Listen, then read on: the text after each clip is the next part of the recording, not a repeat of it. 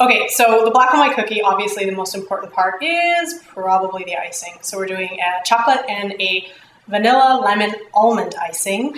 And they're gonna lay together in unity on top of that cookie. Good lesson for us all.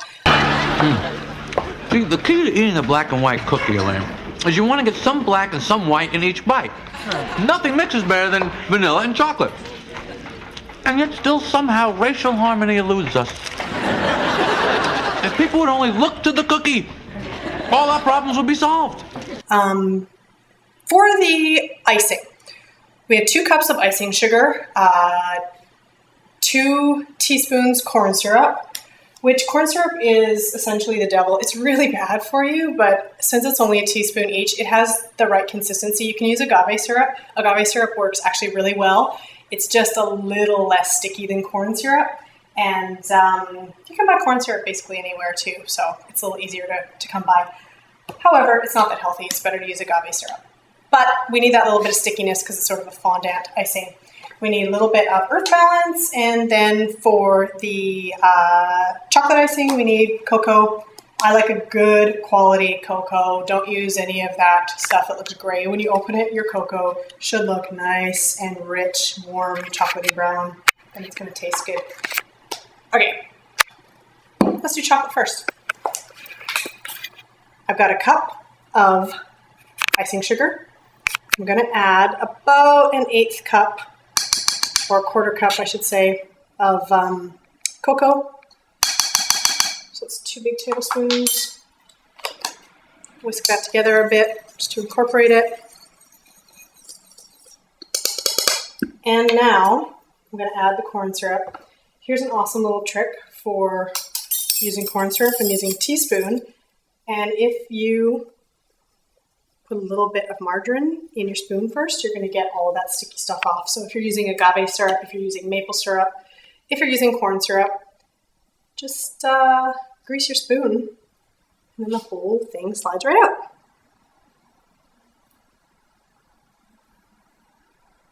Or it doesn't, that's fine too.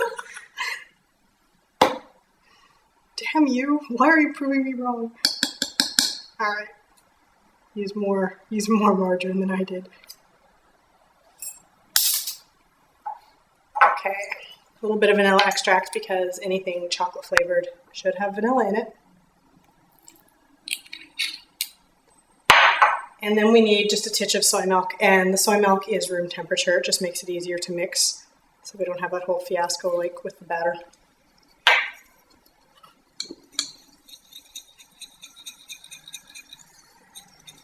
Because it's a thick fondant, you want it to set.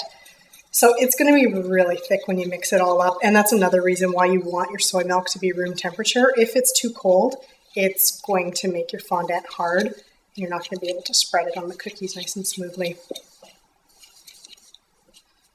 Okay, so we're getting everything incorporated in here. Okay, so that's our chocolate. Get started with the vanilla. And like I said, it is actually, I use vanilla, I use lemon, and I use almond extract, and it tastes unbelievable. Normally, I'm 100% all over the chocolate, but this side, I swear, it's pretty much on par. They taste really good together. Okay, so I put in the almond extract, I put in some vanilla, and then I'm going to put a squeeze of fresh lemon. I find that when they're when you have the almond flavor in the cookie and then the lemon together, it makes them taste like Italian butter cookies. They're really good. One more soy milk. I need something to mix this with. I'm gonna use a fork.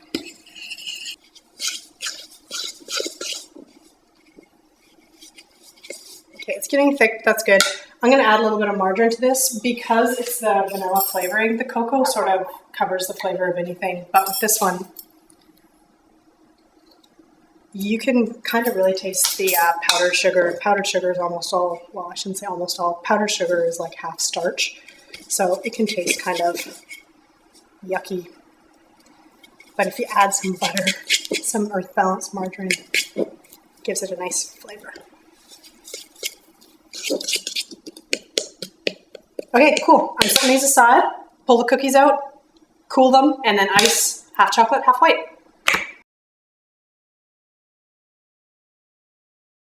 Okay, so our cookies have been in the oven for 10 minutes at 350. They're done. I'm going to pull them out so they can cool and we can get to icing.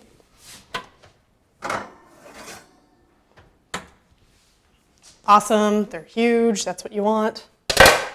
Ouch. There we go. And we'll let those guys cool and come back and ice them. Okay, so here's the trick to the black and white cookie. We've cooled them down. We're going to ice them. You ice the flat side, the underside, then it looks nice and a little bit smoother. So I use flat, wide knife, spread it on.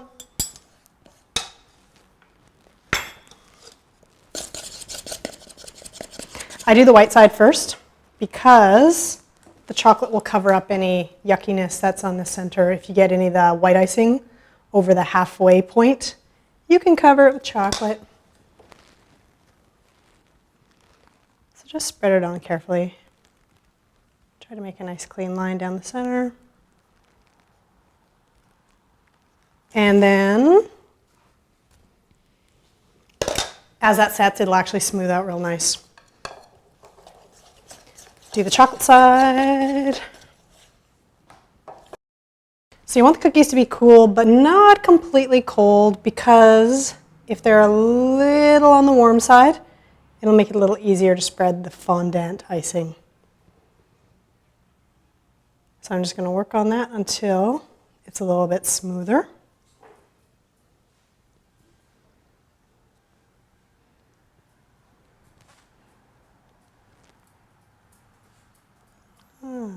It's really not working out too well for me right now.